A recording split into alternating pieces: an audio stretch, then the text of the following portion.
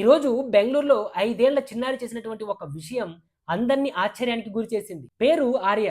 ఆమె యొక్క తండ్రి అభిరూఫ్ చటర్జీ తన కూతురు రాసినటువంటి ఒక లెటర్ ని ట్విట్టర్ లో పోస్ట్ చేశాడు.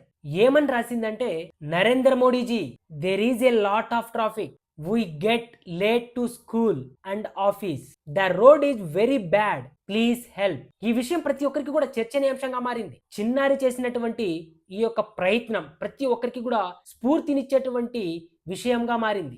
ప్రతి ఒక్కరు కూడా అభినందిస్తున్నారు. ఇప్పటికే బీబీఎంపీ మీద మేనేజ్మెంట్ లో ఎలాంటి అవినీతి జరిగింది, పలుసార్లు వివాదాస్పదమైనటువంటి విషయాలు, విమర్శలు కూడా బయటపడ్డాయి. బెంగళూరులో వర్షాకాలం వస్తే రోడ్లు ఎంతటి ఘోరంగా మారతాయో ప్రతి ఒక్కరు కూడా చూస్తున్నారు.